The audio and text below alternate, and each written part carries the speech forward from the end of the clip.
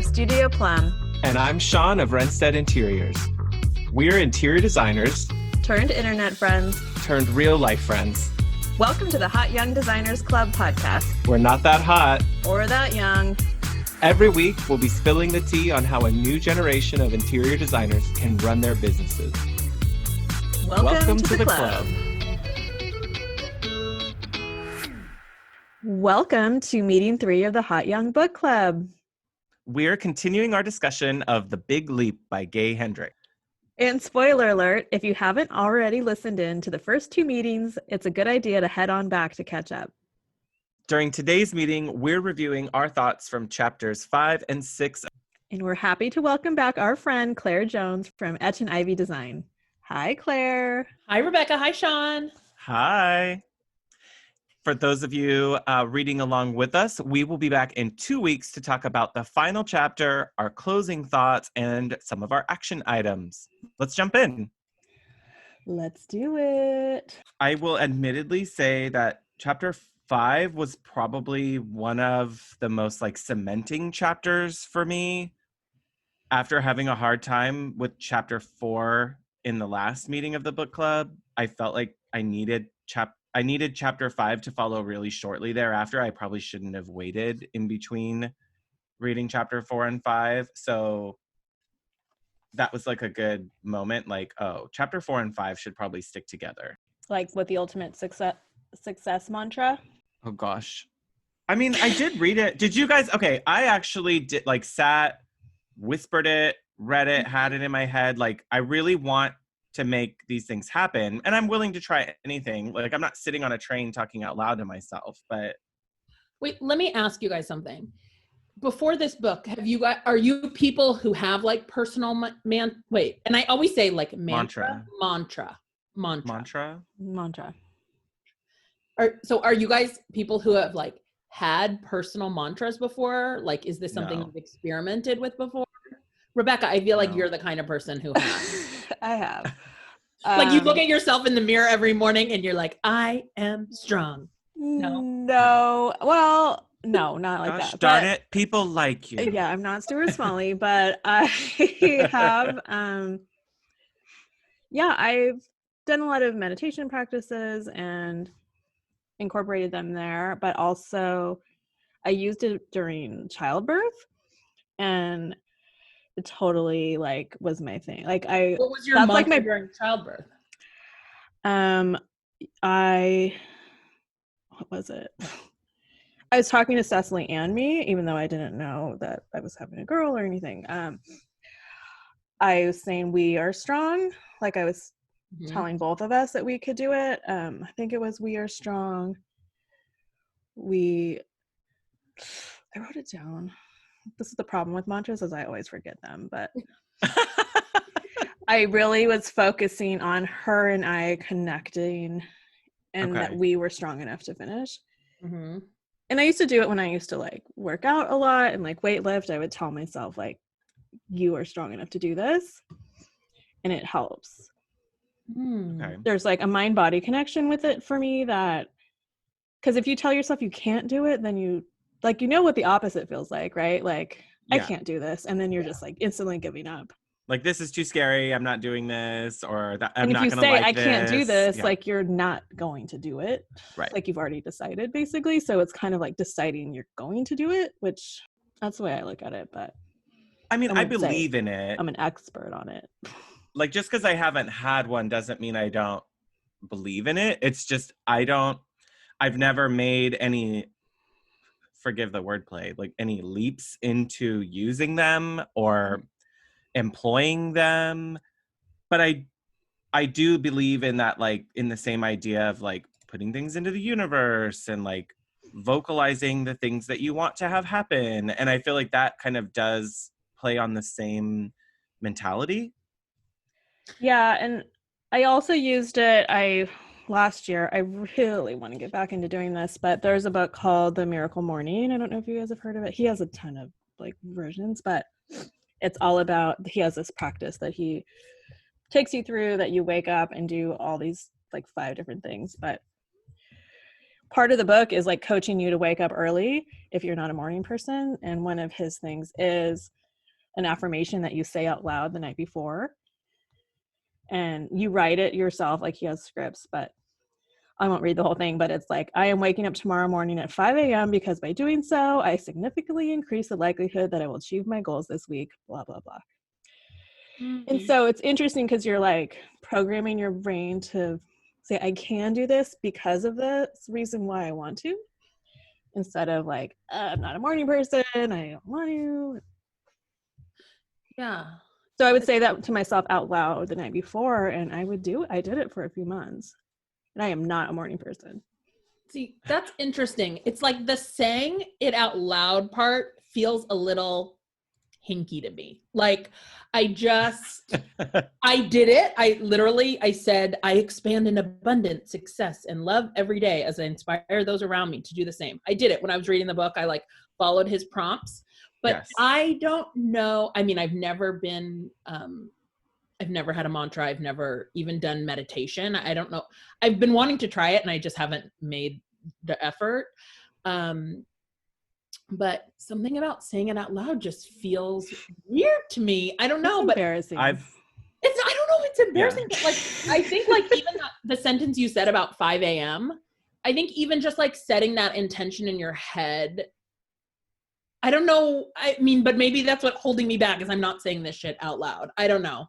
I don't think it's holding you back, but I just think it's another tick towards doing it because when you say it, you're like making more of a mind-body connection because your mouth has to say something your brain's thinking. It's not just an idea anymore.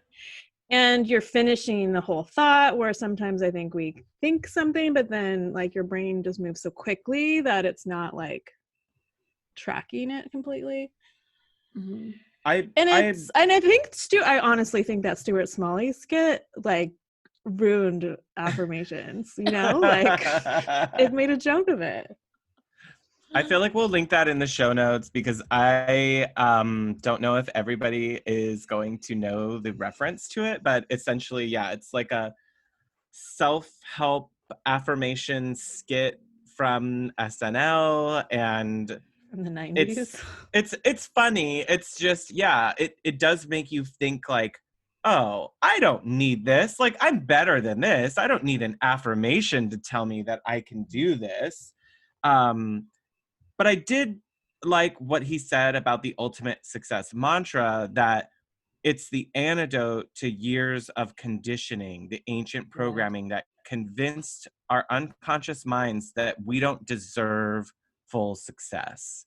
And that kind of goes back to when he said in previous chapters of like, we've been conditioned to believe that we have to like struggle and we can't enjoy positivity all the time, that it always has to be brought back by strife and negativity and hardship. And I don't really believe that that's the grand purpose of life is to always have to struggle in order to appreciate the good stuff. I agree. I underline that part also. That can't be the universe's plan for us. And maybe that's something I need to like, to get myself more comfortable with mantras is like, we hear shit all the time from the media or from friends and family that's not helpful to our success. And so maybe it's like, this is the one place where you're telling yourself the positive things you need to hear if you're not getting it anywhere else. And I think we probably tell ourselves out loud, like I'm trying to think in little ways, we probably have things we vocalize that are like, idiot, like, that you're talking to yourself about yourself and you're saying it out loud. That's your back talk. Yeah, I mean, there's like the bitch in your head, which she's always there, but then I think there's probably things we say out loud. So, I mean, we can talk about more in the next chapter. I definitely know that I'm majorly guilty of things in chapter 6, but like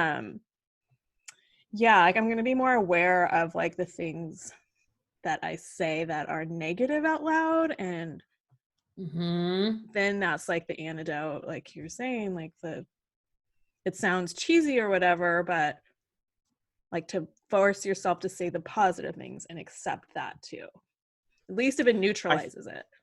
I feel like we are really pushed to be like polite and humble means we also end up being like self-critical. Mm-hmm. Or God, the word just left my head. You know, when you like talk down about yourself. What's the Deprecating? phrase? Self-deprecating. Like, thank you.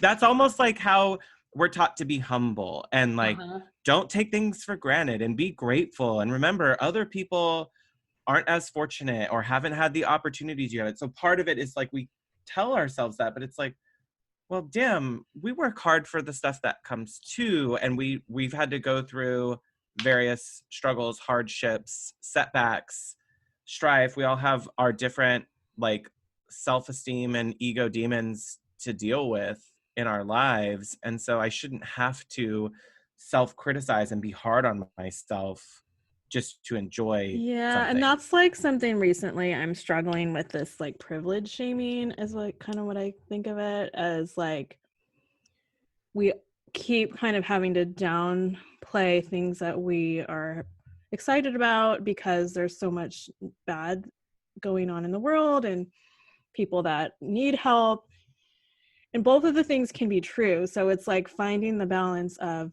yes, fighting for rights and advocating for those that need it, but also being okay with the things that we've worked for and like they can exist in the being able same to world. celebrate it. Yeah. Without being like ignorant of it all.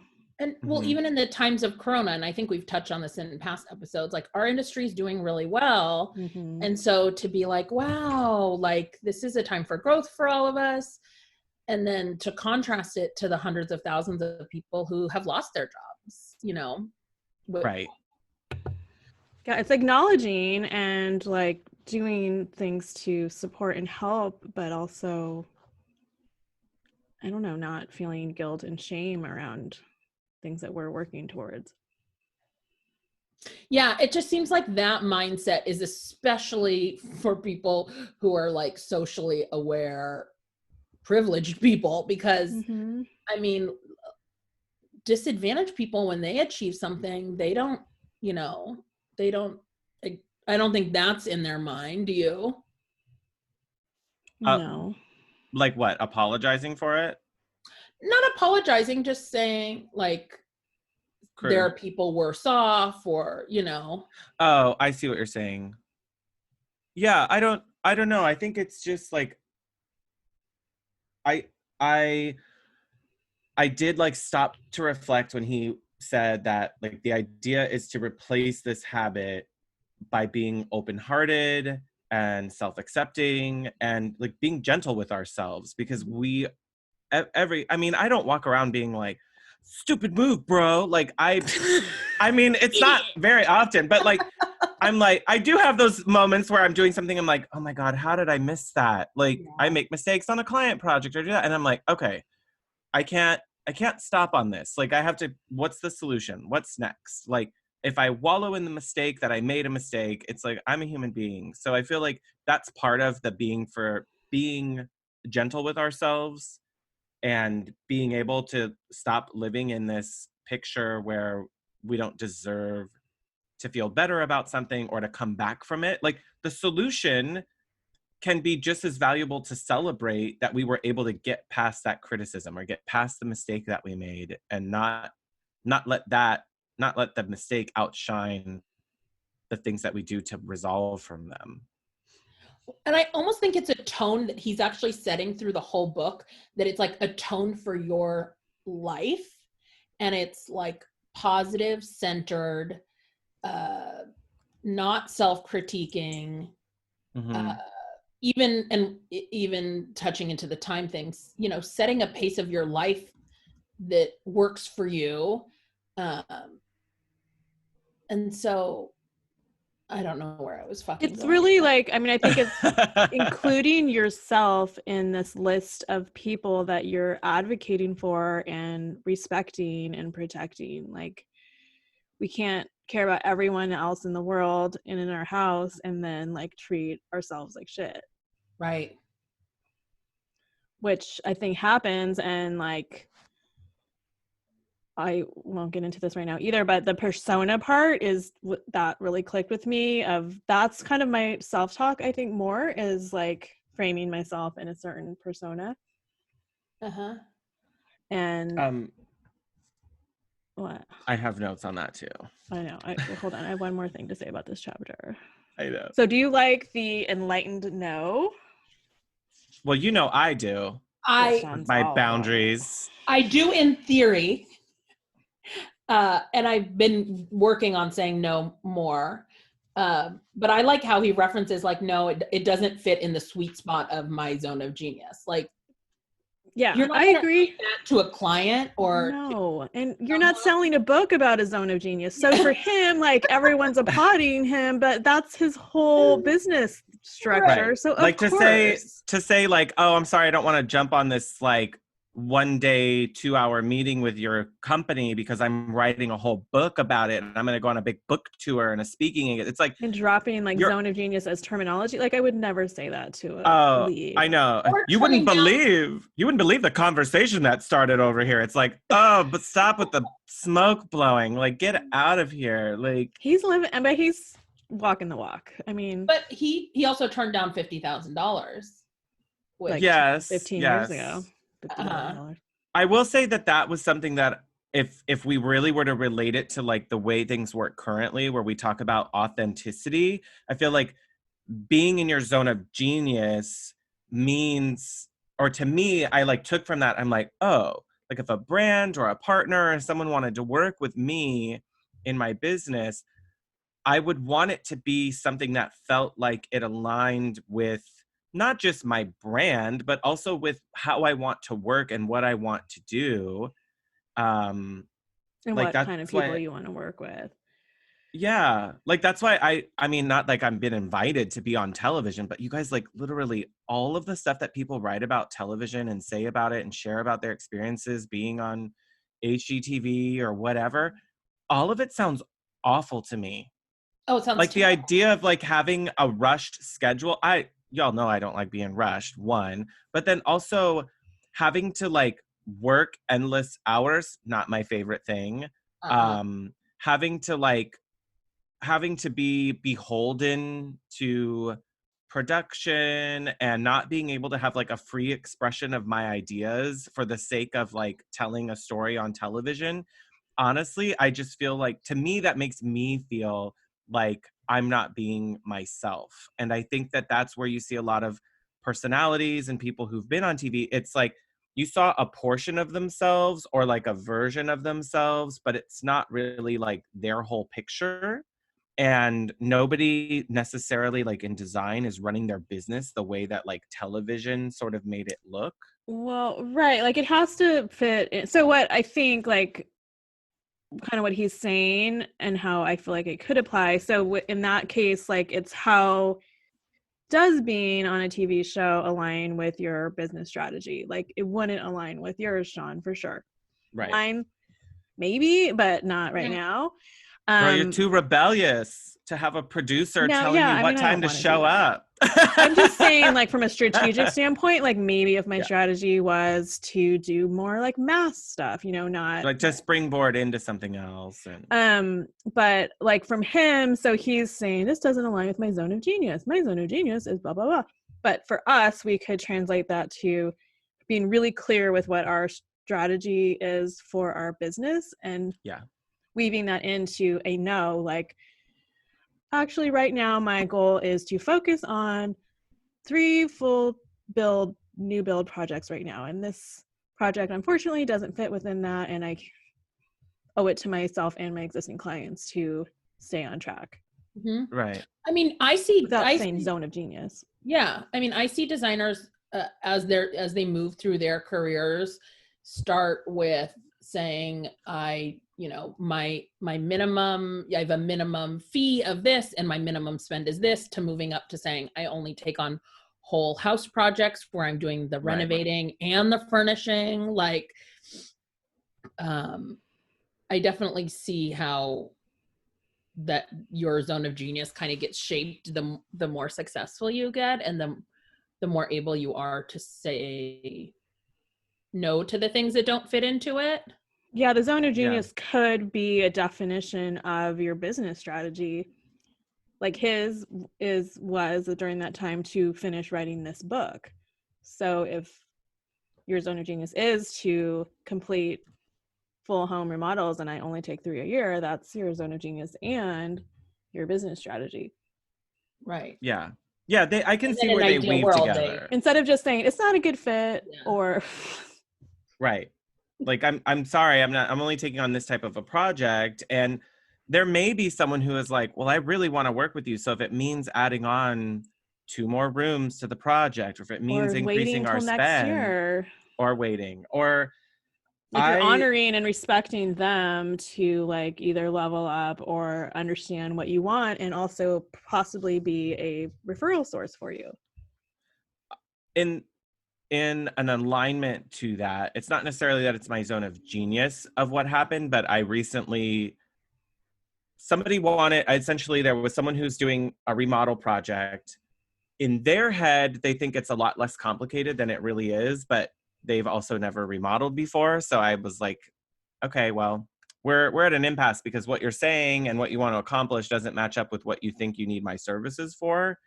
And I've recently started dividing my services into value-based pricing models where I just don't offer the full service way as most people, but I look at it as like custom design where there's construction, there's remodeling. We're not just like doing cosmetic refacing, or like we're tearing walls down and putting walls up falls into my like highest priced, most valuable tier.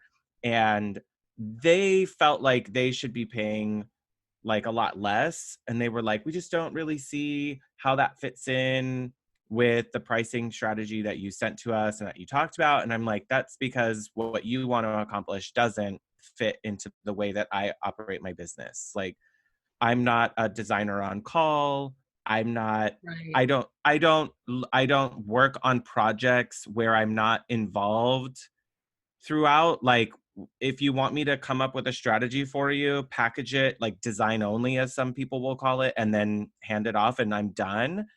I can do that, or I'm like with you through all of it.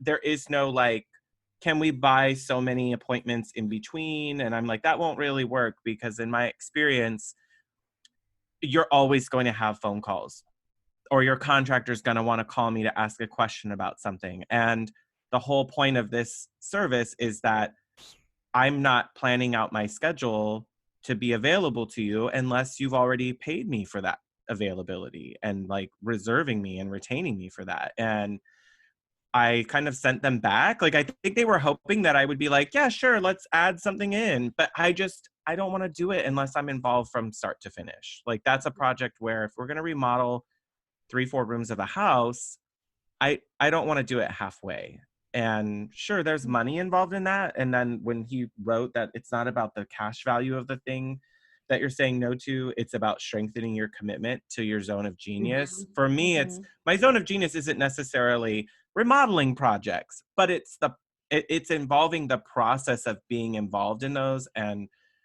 problem solving, coming up with unique solutions, seeing how I can help homeowners. I can't do all of that if I'm just passing stuff off and then coming back in for a random troubleshooting phone call, or Well, it's just your not zone of there. genius is to be a full partner.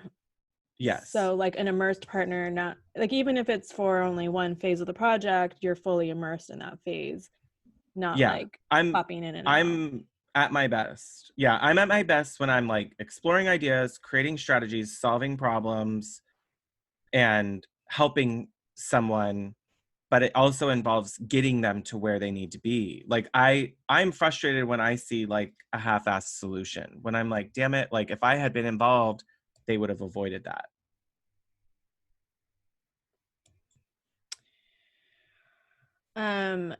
Yeah. So I like the mantra. I like what he says in it. I like that it involves inspiring those around me to do the same. So it's not like It's not only just this you.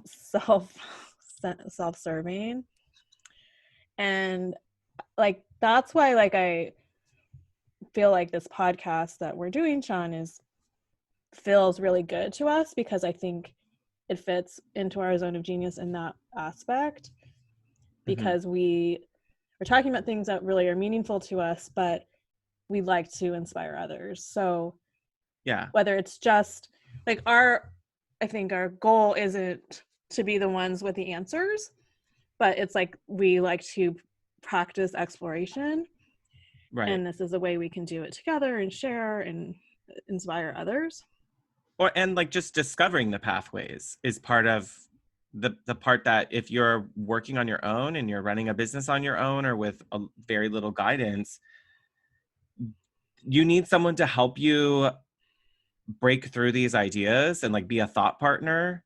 And so I'm hoping that the book club, but also the podcast in general, is a way for other designers and other creatives to encourage that discovery process that they may not do if they were just on their own. Because it is a process. Like running a business is a process. It's a living entity. It's not like a set it and forget it. Like, I mean, I wish it was sometimes, but yeah, it's always evolving and always changing. And I think you mentioned last pod, Rebecca, that you're someone who's an always be improving. Is that how you said it? yeah. And you kind of have to be with a small business. Like, you're not just gonna get your proposal perfect and it's gonna stay perfect for 5 years and work for your business for 5 years, Right. you know?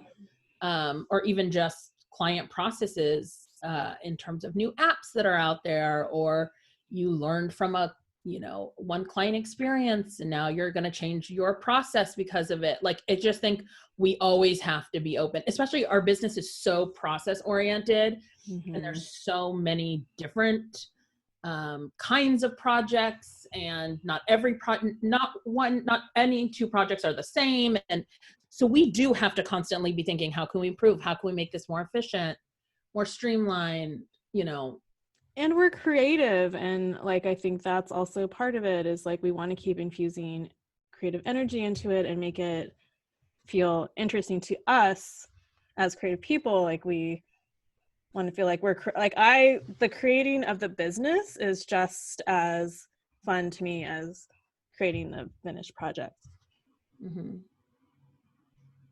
I can see that the way you do your business. You guys both inspire me in that. Even since we've all started being friends and have our little Marco Polos and listening to your guys' podcast. I mean, I've leveled up my business on multiple things just from being inspired by you guys. I appreciate your email. I appreciate your email domain update. Yes. And your branding, like you were like, hold on, I need to do better. Oh, the email thing was so embarrassing. And it's because like when I started my business, it was more of a hobby. I treated it more like a hobby. Right. And it was a side gig for you guys for a while. So what we're talking about, it was etchandivy@gmail.com.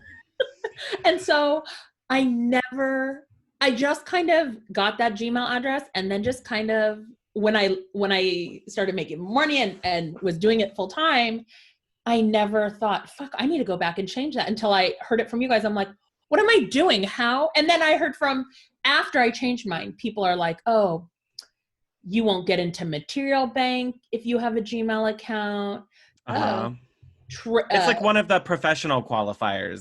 Trade companies don't take you as seriously, like all of these things. And I was like, oh, duh. It just raises the profile to be like I've got my shit together. Well, I do still have a personal AOL account, okay? You do? Oh my god, that's amazing. We're not AOL shaming here. If that's where she has it, that's where it is. I mean, I've had the email address for 23 years. Yeah. Oh my gosh. But no shame. I mean, we all have our things that we get like fatigued about, and that's just like one of my personal pet peeves. It's kind of, for some things for me in the business, I just kind of put them in the place where I just don't even think about them. They just kind of go there. As you're working, it's like the email is like, hey, the email's working, I'm moving, it's whatever. It's the same on the back end. Like, ultimately, if you opened up a business Gmail, it looks the same for you. Yeah. Yeah. Exactly. Did want to talk about the inspiring people. That was part of the mantra that I really did like, in the sense that, and I think since you both have had similar career paths, and I witnessed Rebecca's on Instagram where you left your business that you had been at for many years and just started your own business. And you just like, from what I saw on Instagram, you just like really dove headfirst into your business. And it was really inspiring to me. And I think, especially in the world that we're in right now, there's so much negativity. And so I think it is important to try to say, like, I'm going to be a light to other people. And like, I am going to spread positivity and to be able to inspire people to make career changes, or that you don't have to be miserable at your job, that's not something we have to accept in life. That really resonated with me. I really liked that part of the mantra, the second half. And thank you for saying that. And I made a choice at that time to be pretty vulnerable about what I went through, because it was semi-public in Sacramento.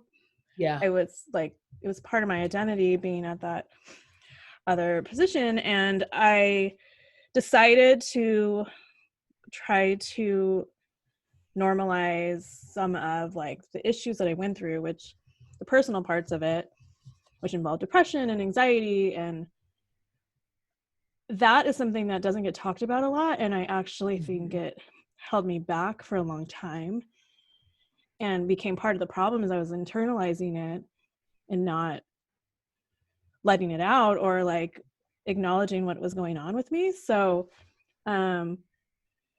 yeah, like I don't ever want to come across as having the answers, because I don't, but I do want to share my experiences, because you feel so isolated when you're going through it, you know? And I want people to see there's a pathway out of whatever they're experiencing, even if they don't know what it is yet. Absolutely. I mean, I think I'm trying to relate like that idea of like keeping it in. It's still related to ego. I know we think a lot of like ego is like, oh, you have a big ego, but part of that was also, it also is your ego telling you, you can't share this. People won't understand it. People won't get it. People won't be able. Yeah, the clients will think you're not able to handle their you're not work. capable. Like that's what happened right. at our old company a lot. Like right, and that's where I think it really shows itself. Of the ego's job is to control you, so it wants to keep you from doing things that will make you not need it anymore. So when you free yourself of those, I don't know, not burdens, but some of them, like they weigh you down. When you can free yourself of them, you're even less reliant on your ego, because now you have a change in the way that you manage your life and your business and the way you look at your family. And just like a lot of things start coming together where you need less and less of your ego trying to like control what you do all day. And to like go back to what we were talking about in the beginning, saying something out loud releases you from it. It at least starts the process of it. So when you say, I'm depressed, I've been depressed for a year and I don't know what to do, you're starting the process of moving out of that. And that's kind of like going back to the affirmation thing, like, okay, I've acknowledged, like the first step is admitting you have a problem, like, and saying it out loud makes a huge difference. Like you have to do that in a trusted environment, but it starts the change that you need to make. So that's, I think, the affirmation part. Like if you really feel it and say it, I think that's kind of the release. Okay, so are you guys actually planning on saying this affirmation? Like I was thinking of writing it out and putting it somewhere in my office where I could see it from my desk.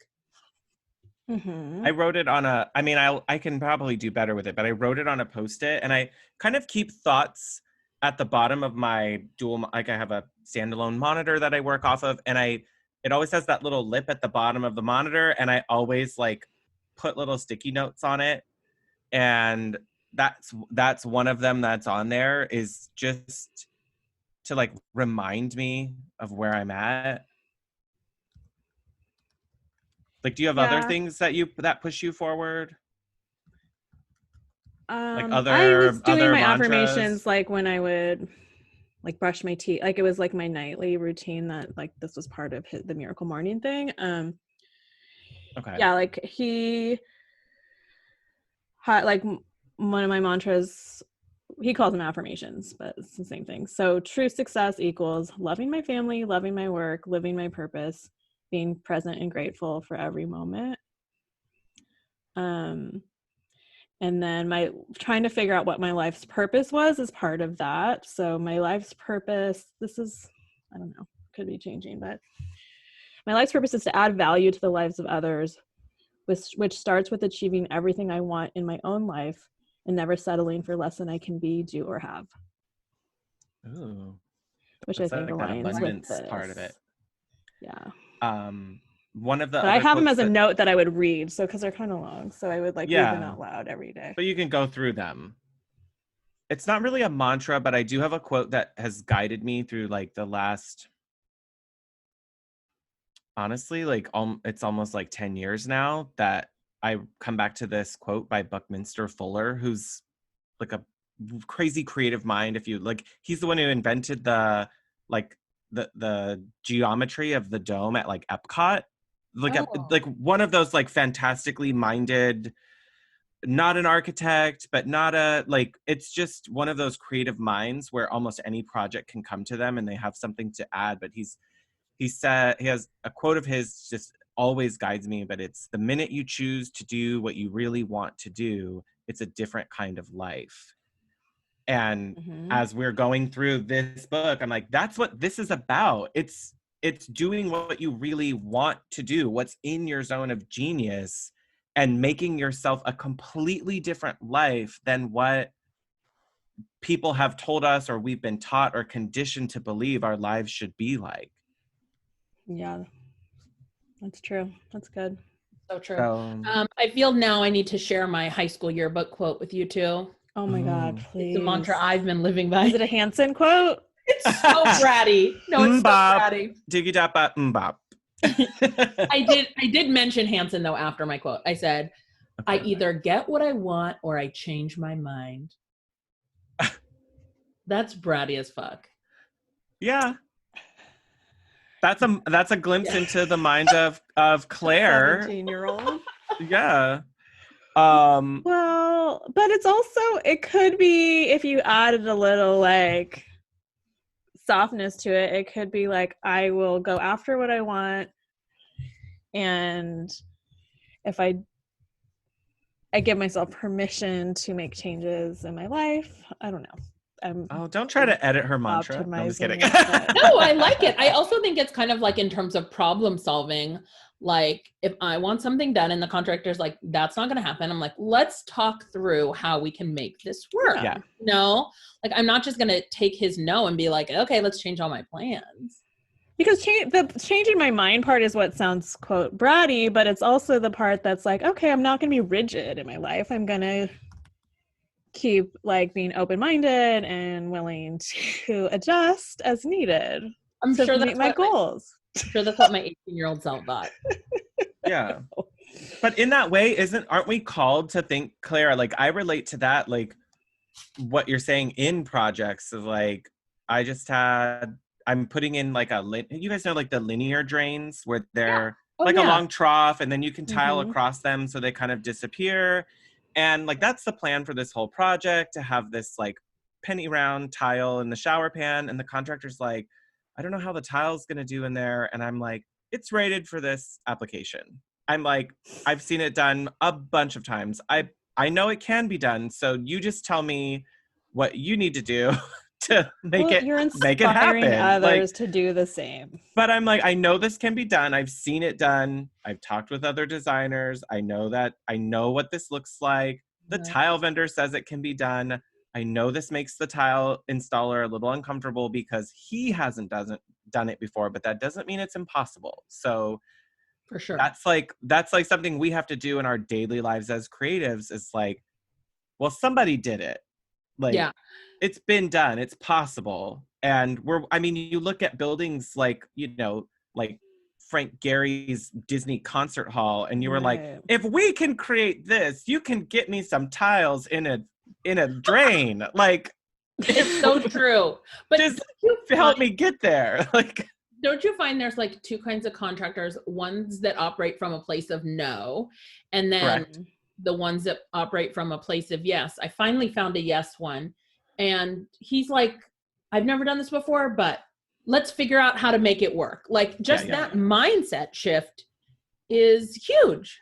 And normally that I would say that in this case, this was coming from the tile installer, who's one of those from a no place, but the general contractor, he has said, he's like, I've worked with, he's worked with some other, like, he even referred to them as like basic bitch designers in Orange County, where it's like very, if listeners, you don't know what I mean by that, I don't know how to fill in the cultural references around it, but it's like the stuff is so basic that they never do anything new or different or interesting.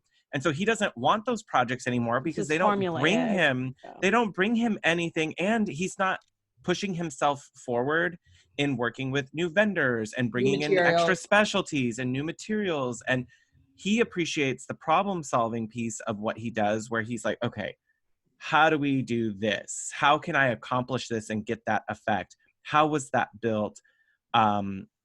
So in that space, like, I'm pressing him to say, like, let's figure out how we get there. Like, you call in your people, I can call people, but we can figure it out to get there. And I think that's where I get excited about projects, is that's my zone of genius, is like, we're doing something different. The creative part. New. And like, I like to tell people, like, oh, this is, instead of doing Sudoku, we're going to expand our mind and create new brain pathways. We're going to help each other ward off dementia. Yeah. You're welcome. You'll be sharp into your 80s. Come on. Come on, guys. But that's where in chapter, we don't have to jump there yet, but in chapter 6, he used the phrase like fermenting in creativity, creative ferment, where it's that idea of like, it sounded weird at first, like it sounded a little gross. I was like, oh, ferment. Like a SCOBY? But yeah, I was going to like the kombucha grossness for a minute there, but I also was going to like this is like, I'm making fine wine with my creativity. And if I stop it too soon, then it's just nasty grapes. Or like, I just have to get the ideas into that moment. Let's go into chapter 6. So yes, and I feel like we all had different experiences to chapter 6. I like the fermenting angle too, because there's energy that like is happening, like the heat of a fermentation process, like, when bread's rising the dough, like it's hot and like full of like latent energy, Okay. It is gross, but it's also like, I don't know, I felt that. If I could just put a lens on chapter 6 as we get starting, because I think this will help you guys fill in. Time cop. I am a time cop. I recognize that. However, I felt like I was waiting for him to like reveal like a how to me the whole time, and I wasn't getting it. I'm like, I hear what you're saying. I'm following your philosophy. I just am not. Nothing went like click while I was reading that whole chapter. I got to the end and I felt really let down at that end of that chapter. I was like, I'm not there. Like, I'm still not. I'm not there. He really built it up. I was waiting for some action items, but the only real action item he did tell us to do is that the first one is where you take the time diet. Mm-hmm. And so I think that's probably the first step, right? And that might start the domino of effect where you treat time differently. Like, stop saying you're out of time. I think the time diet is the action. Like that. I don't feel like it was as clear either. I felt that same feeling at the end, but then I started thinking about the time diet and just talking about time. Or Even maybe, just in the hour this morning, I was like, oh my God, this is definitely, I'm a victim of it. or maybe Uh-huh. it was the victim thing where all the questions were, where in my life am I not taking full ownership? What am I trying to disown? What aspect of my life do I need to take full ownership of? And that, when he said the victim mentality about time, he like nailed it. I can't fucking stand that. I get it a lot. I'm someone who does a lot of things. And so I hear people, especially with my book reading, like, you know how every month on my Instagram, I post which books I read. Right. People, the reason I do that, I get a lot of engagement from it, from a lot of friends and stuff. And they're like, oh, they tell me books to read, whatever. I also get a lot of people who are like, where do you get the time to read these books? I don't have any of the time you have to read books. And I'm like, bitch.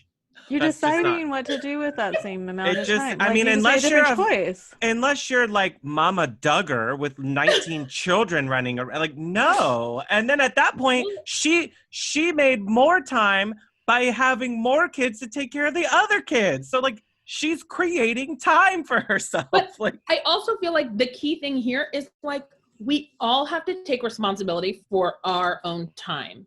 And we all choose to do different things in that time. So acting like someone else's life has more time or more whatever, it's taking the blame off of or taking the responsibility off yourself in terms of like, well, if you want a life where you spend an hour every day reading, because first of all, that's the most I don't have like a chunk of 4 hours where I read every day. Like, I don't know what people are envisioning, but yeah, you want a life where you read a book every day for an hour, like, put that in your life, you know?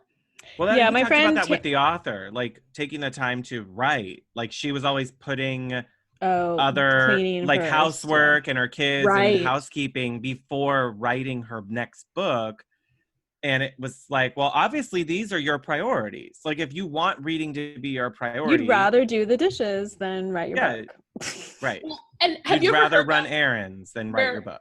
he kind of touched on this, but when someone asks you to do, when someone says like, oh, do you work out? And you just say like, no, I don't have time for that.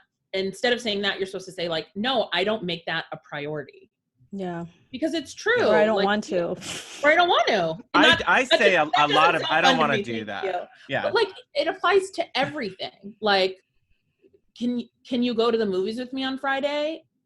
No, that's not a priority for me. Maybe that's not right now. No, I'd rather read my Instagram for 2 hours. Yeah, I'd rather sit with my husband on the couch and watch shitty reality TV. Like, I'd rather share memes with Shaun on Instagram DMs. Yes. or share like the please hate these things type of shares where it's like ugly houses with a piano over a stove. Or I'd rather watch Desperate Housewives. Like, whatever your thing is, like, if you're making that choice, like, admit it to yourself and realize like you're making that different choice for whatever reason. And I guess that's okay. Last night I made time to read. Yeah, I love chapter. I didn't plan on reading this. I was like, where am I going to find the time to finish this? And I'm like, okay, I'm not going to watch TV tonight. I'm going to read. Right. Shaun watched a scary TV show because I don't really watch scary shows. I don't like the anxiety of it. And I don't appreciate them. So that's like, he took the time to watch something that he couldn't watch with me. And I sat and I read. And in the time it took him to watch that, I finished the 2 chapters. Like, I had to make it a priority. Yeah, like my friend Tammy always talks about, like, she reads like you do, Claire, and she says when people always ask her how do you make time to read, she's like, well, I put my pile of books that I want to read on the table next to the TV remote control so I can see when I'm making that choice. Yeah. If I would rather check out and watch Desperate Housewives or whatever, I'm grabbing the remote. If I realize, no, I want to prioritize reading in my life, then I'm going to grab the book, and you see the choice. Which is perfect. Like, and there's nothing wrong with either choice. I mean, I think that's what the whole chapter is. We just have to take our own responsibility for all of our choices and where we choose to spend our time and the pace of our life that we set. That was a big one. Is that this similar to part? like, yeah. is this like the time flies when you're having fun type of mentality of like, Yeah. when you're doing the things you want to do with the people you want to do them and they're important to you, like the time is there, you enjoy it so much more. But he's also applying it to work, which is like, you're going to get even more done in a shorter period of time. So it's going to be higher performing. But how do we get to that? It's the perception of the experience, I think, is really what he's talking about. So, like, for instance, this morning, I literally had to rush my daughter to my mom's, turn on her Zoom, get her logged in, take the dog to the dog person, finish this chapter, and I did that all in 45 minutes. Oh, and meditate. I wanted to meditate. Oh my God. So me, like his like explanation of that feeling of like high alert, focused, pushing forward, blood thumping, like you could have saved a baby in a crosswalk or something if something happened. You could have been addicted to superhuman that at that. You're like him. You like that. I do, but it's also totally detrimental. Like Shaun Yes. experienced when it backfired on me yesterday, because I was just we already talked about this, but I was like back to back and like ended up really fucking something up. So it's like a high wire act that like sometimes I pull it off and it feels great, but a lot of times it's not, and it can like affect other people. And I'm realizing I have this persona of partly I thrive off of the feeling, and it's become a persona of mine that is not good. So this morning, that hour, I tried it. I tried the not like, oh, you only have 10 minutes left. Oh, you got to hurry. Oh, you got to do this first. Oh, you're out of time. You're out of time. You're out of time. So I gave myself the last 30 minutes. You have time to meditate. You have time to put some food in your body, and you have time to sit down quietly at your computer. You are the source of time. You make the time. I was telling myself that, and I felt pretty good. And I did get it. I did it. I meditated. I mean, you're here. I, like, reset. I pushed record. I mean, I know when there was a part where he was talking about, it was very a Rebecca paragraph where he's talking about the feeling of being in a hurry, the surge of awareness, it's very heightened. Creative ferment, like chaotic energy, the feeling of having a bunch of interesting things to find out and questions and answers and not figuring them out yet, but being passionate about it. And then it's saying like, that's when I feel most alive. That's what I wrote that down. I love the slightly chaotic inner feeling. That's when I feel most read that alive. And I was like, that's Rebecca. Like, that's how you enjoy things. And I don't. I've taken it too far though. I've gone like too far into it. Like I used to kind of be a time cop. I used to never be late. And I was thinking about how now I've like given myself permission to run 10 minutes behind to everything that I do. And oh my God, I could never. Do you find that you're mostly on time for stuff because you have given yourself permission to be behind if you need to be? No, you probably run late because you give yourself permission. I run late, but I don't love it because I don't like when other people do that to me. So I'm harried. Like I feel like my persona is this harried, frazzled person, like a Kathy cartoon. But also lately too, because of like, distance learning. And I know it is like it's true, but I'm also still trying to fit 10 pounds of shit in a 5-pound bag. That's like my number one problem. So I think I just don't want to be those type A people who are like he talked about, like they're so busy racing time that it affects their heart. Did you read about I know the health part of it kind of, but that's legit. Like, and I don't want that for you, where I don't think it's necessarily type A, but it's that atmosphere of like constantly racing is going to ultimately impact your health. The biggest thing, that adrenaline level maybe is always so maybe adrenaline's the wrong word, but that energy level is always kind of an overdrive. No, I crash at the end of the day hard. So that's getting sick afterwards, like getting unwell after something. The biggest thing that I want to be aware of is how I talk to my daughter about time. Like that was, and I was just thinking about I talk to her all the time about not having time. We're going to be late. Hurry up, get dressed. And it's because I'm like putting her into this compacted schedule where I don't get her ready with enough time for her to be leisurely about it. And or like his thing is when you tell your kid, I don't have time to play catch, but if he's bleeding, like you do have time to stop the blood because you want to do it. So when I I don't want to play My Little Ponies right now. I'm not going to tell her that, but I need to find a new solution for I don't have time to do like it. I need to work on this, or I need to finish this, and then I can do that. Or when I worked in like I worked in learning and development in banking for several years as a learning and development consultant. And we spent a lot of time looking at adult learning and how adults respond to things. And something that we talked about in like workshops, courses, coaching, and things like that was around time. And it clicked when reading this. And probably for you, Rebecca, it comes in as like, it's not, instead of saying like, we have to leave in 15 minutes to do this, or we're going to be late to get to daycare or school or whatever it is. It's, we have it like in the classroom environment, it was, we're taking 10 more minutes to finish this task and then we're moving on. It's not, we're out of time, or there's only 10 minutes left, or we're spending 10 more minutes on this and then we're going to move on to something else. And then like for Cecily, it's maybe it is, I don't think it's as easy with, a kindergartner or that like age group, but it's we're going to spend 10 more minutes getting ready and then we're leaving. Like, and it's just happening. Like, and all parents know that like trying to get out of the house, it's like awful. trying to establish urgency in children that don't comprehend urgency. It's basically pointless. Well, because is school a priority? No. Get your shoes. Like we can't.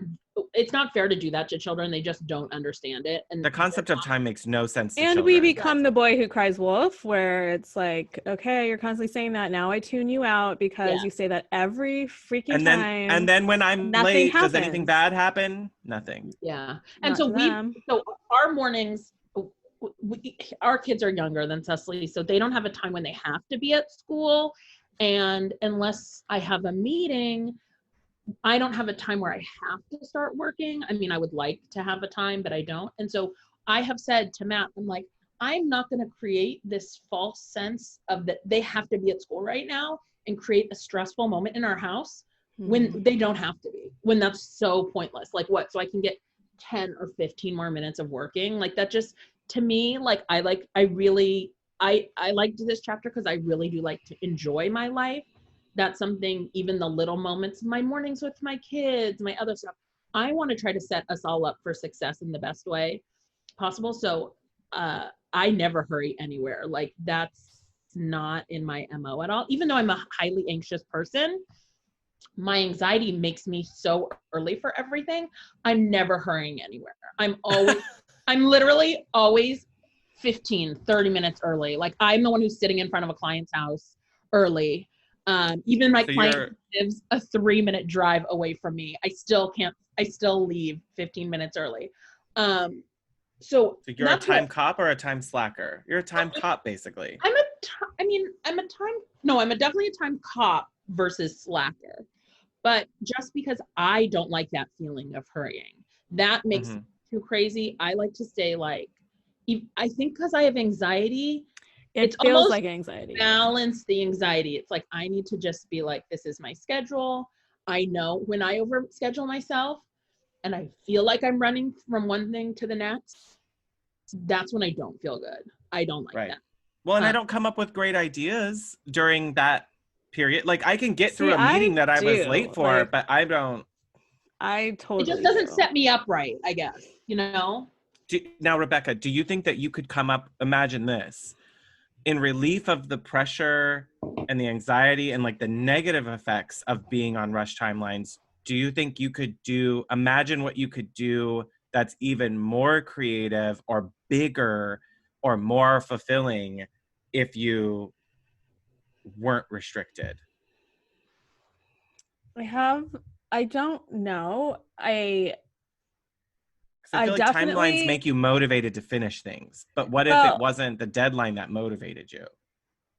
Yeah, and I've read, so I'm like not diagnosed at all, but I've read a lot about ADD or ADHD. I don't have the H part, but I have some things like that hallmarks. I do. Like I'd be high functioning ADD if I which is what I think I am. But a sense of urgency brings focus to people with ADD. So that heightened feeling helps our brains focus. I'm gonna own it, but you can't maintain that all the time. Like he's no, saying in Einstein time, you could do that like energy. you could do it all day in Einstein time, but for you couldn't sustain that all. But I also don't know if I could come up with a lot of brilliant ideas if I just had this freeform continuum. Yeah. I did, it was a little woo-woo, and I even wrote down, I said, am I not enlightened enough for this? Because chapter 6 was like, this is just a freeform continuum, which was getting a little bit into like the science of it. And I was like, I was trying to separate the philosophical portion from the science of what he's saying, of like Newtonian versus Einstein time, that you like expand into things in Einstein's timing versus Newtonian where it's limited. And I think for Rebecca, you're thriving in Newtonian time, which is, it's limited. You have to get this idea done. I mean, yeah, I would, there's definitely, I would just, that's why I'm saying, I would imagine like, what are you going to create? What can you do if that wasn't how you had to be motivated? I need to have the built-in breaks. I'm not building those in enough. So that I can like find ways to create urgency that isn't impacting my health or other people. Like that's the main thing. I will say I wrap ideas up very quickly when I have a presentation in an hour. Like, oh God. Well, I think Shaun, to your point about the two different times, is that it's basically what he's saying is like we cannot let time be a limiting factor to our success. That we can achieve great things, and if you're using time as an excuse, it's bullshit. That's kind of what I'm taking as. Time is not a limiting factor. Well, I think it is hard for our brains to wrap around. But I think what he's saying is that, and we do create time. So if you, like in the 15 minutes before we got on this call, I did manage to do a 10-minute meditation and eat and not feel rushed because I quietly let myself expand into that time. It wasn't a clock. It was me slowing down and letting the time expand. It's weird to like think you weren't about. Watching them tick by slowly. You were like, I'm driving right now and I'm going to take Cecily. And it wasn't about the minutes that were passing during that. It was about what you were getting done. It's how I was experiencing that time. So it's like what he was saying, like if you're watching a pot boil, like it takes forever versus you're doing something fun with friends, it goes fast. Like, it's how you're experiencing that time of what you feel during that. I know it's weird and hard. It's like I barely have like a grasp on it, but. And I feel like I'm missing that aha. Like he just, it was practically like it was like an epiphany for him on a mountaintop and whatever. And it was just like, I know. I have trouble with woo-woo stuff anyway. That's just not I don't want to say that's not me, but it's just not something I'm normally connected to.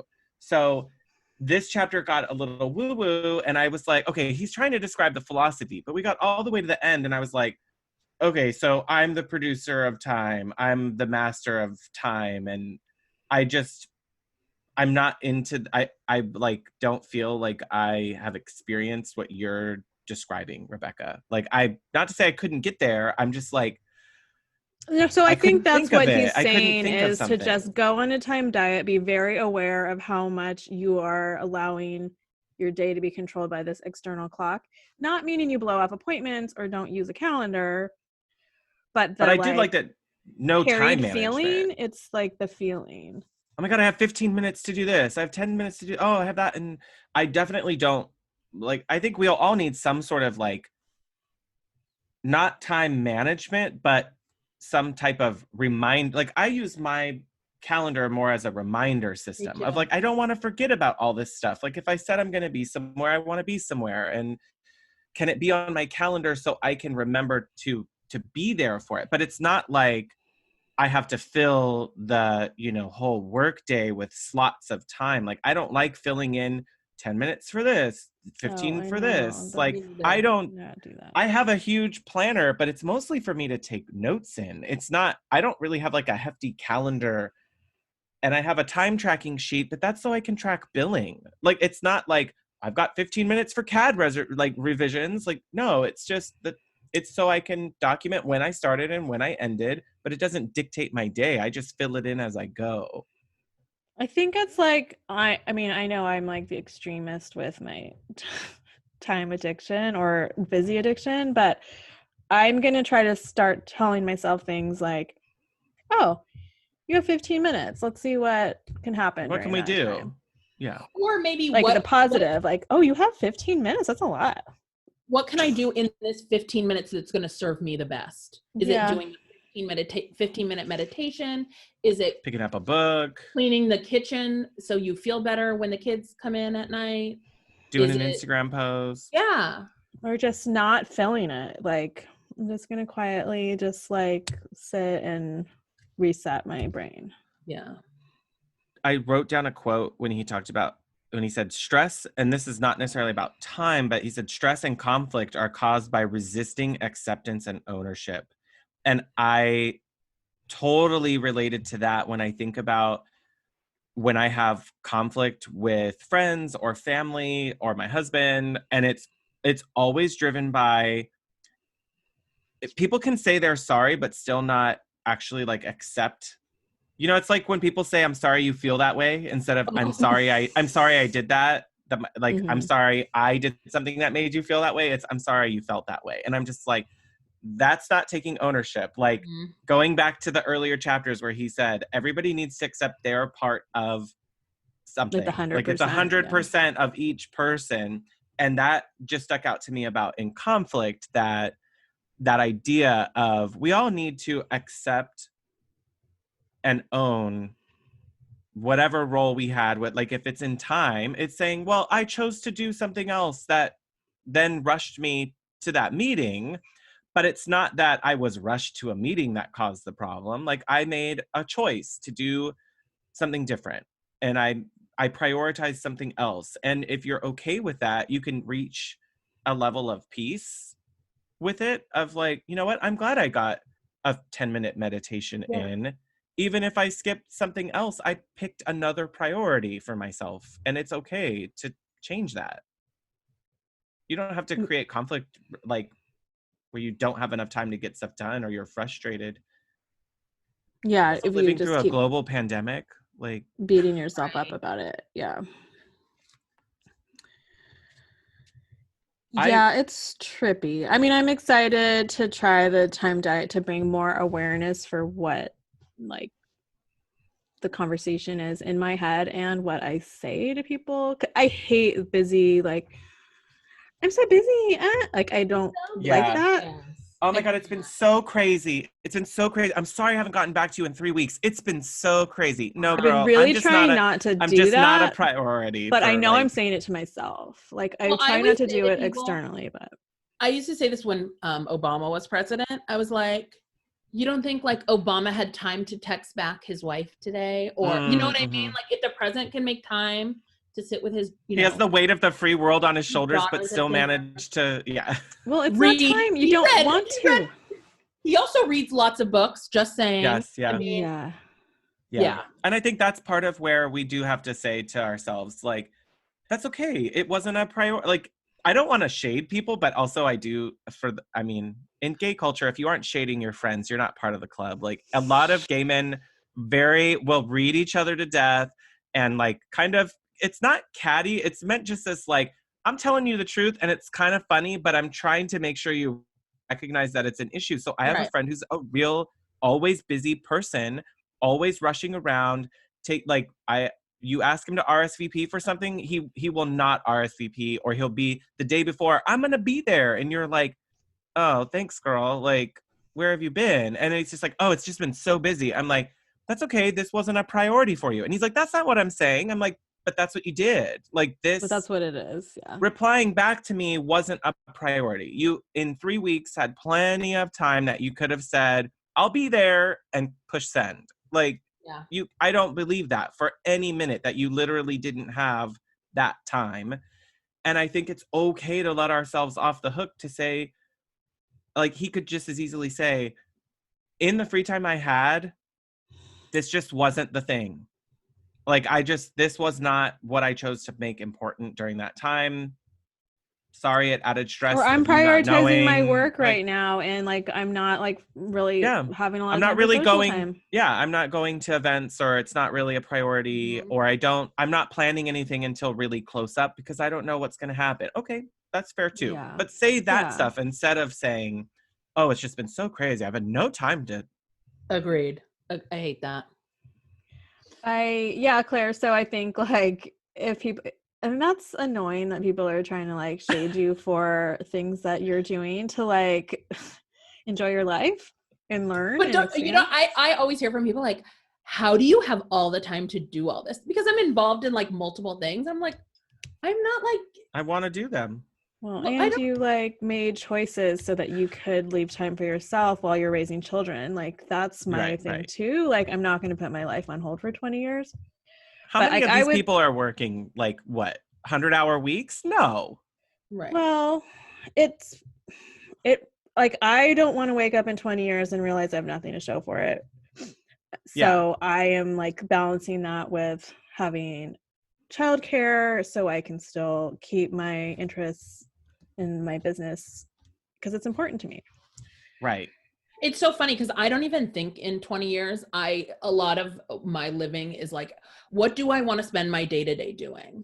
Like how am I going to enjoy my day-to-day life? And so a lot of that is working. And a lot of it is making lunches, and it's not like, to me, it's not cleaning the house and making lunches and doing laundry. Like it's fucking not. And you want to be on your deathbed, and you're like, well, at least I made Cecily lunch every day. Yeah.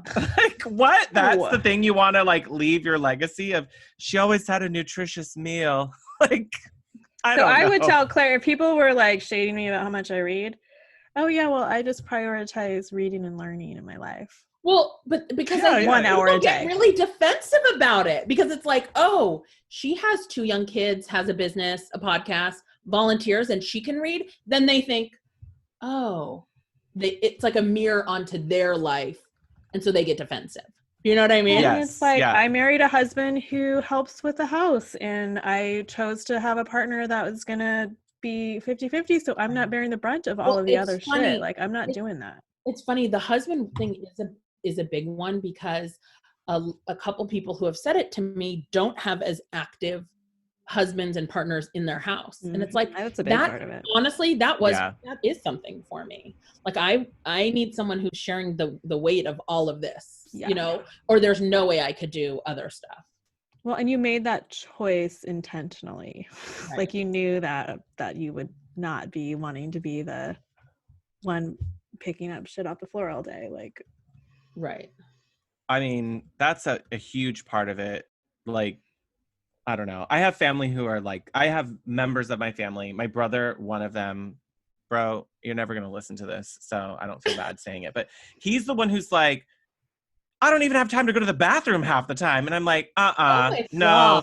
Like, he's just like running around with a 17-year-old and a 4-year-old and like a job, and they're both essential workers. And I'm just like, I'm not here for that. And he's just like, well, that's just how it is for me. And I'm like, it's not. And then he like sees me as like, I'm like the hippie twin, basically, out of the two of us. Like, I'm the one who like, well, it's so great. You can have this bohemian lifestyle. And I'm like, bohemian? Like, I have a mortgage. Like, I have loans and like a business that I'm running. I am obligated to things that I've chosen to be obligated to. I'm not running a love commune somewhere. Like I have an actual life too, but some people who are victims of time can't imagine anyone else living differently from that. That they can't imagine how you do it because they themselves cannot see a life without that. So that's but he made those choices. Right, and so did you. Totally. And that's even like when people complain about having children. Look, being a parent is fucking hard. It's a lot of work. I think we kind of all knew that when we signed up for it. And so I mean, hopefully. I have I'm not going to name her name. She's probably not listening, but I have this one friend who doesn't have children. And then we have a mutual friend who always complains about how hard having kids is. First of all, like your single friends are not those friends that you should complain to about that. No. And my single friend always says to me, Claire, I don't get it. Like she made those choices. Like what? I don't know what I'm supposed to say to that when she says, you know, I don't know. I think not just like complaining to complain, like don't complain or make some changes. Like, right. Yeah, I know. And like Shaun, like you've made your choices and designed your life in the way that you want to have your time prioritized. Yes. I made a choice mostly not to have a second child because I knew I could handle this one and make this work with what the resources that I have, but adding more was just going to be a tipping point for us. So, and it's like every person's choice is different. That's kind of why we've decided not to have 3, because if we had more money right now, I think I'd probably have a 3rd child. Mm. But we all know more problems. Yeah. It's not too late. Maybe just not during Corona my life times. Right now. I like you need an au pair or something to. I know. But that's like the takeaways that I got from a lot of this were like not so much the time piece, because I think the time can come with, like he's saying, when you're working in your zone of genius, the time you can make that time appear. It will come to you as you're spending. And it's not something happening to you. It's something that you are creating. So whether it's like you're creating the source of time or you're creating a life and a lifestyle that builds stress or leaves room, like you're in charge of it. I also think, and it's kind of weird he didn't mention it unless I missed it, because I know we talked about the no in chapter 5, but I think once you're more in your zone of genius and you're saying no to everything that's not in your zone of genius, you are going to have more time for your zone of genius, just naturally, right? Right, because you're creating more energy and that will and there's space, more time and space. Yeah. So I'm glad we did it. We'll be back in 2 weeks to see if it's all sunk in. Okay, so can we all challenge each other? The time thing is, I'm not like a big offender of it, but I think with my kids, like you, Rebecca, I think I use the time excuse. Mm-hmm. So can we all take the time diet challenge for the next 2 weeks and see how it goes? I'm totally going to do it. No more complaining about time. I'm also going to build more time or more padding into my calendar. I'm doing it for Shaun. Do it. That's a good idea. I want to see if you enjoy it. Thank you. Awesome. Yeah. It's out of control. Okay. We'll see you soon. 2 weeks, guys. Okay. Bye, guys. Bye. Thanks for joining this meeting of the Hot Young Designers Club podcast. If you liked what you heard, please subscribe and leave us a review on Apple Podcasts. Check out the show notes there for links to things we talked about today. We are keeping the conversation going on Instagram, so don't forget to like, comment, and follow at Hot Young Designers Club. You can find Rebecca on Instagram at Studio Plum. And you can find Shaun at Renstead Interiors. That's WRENSTED.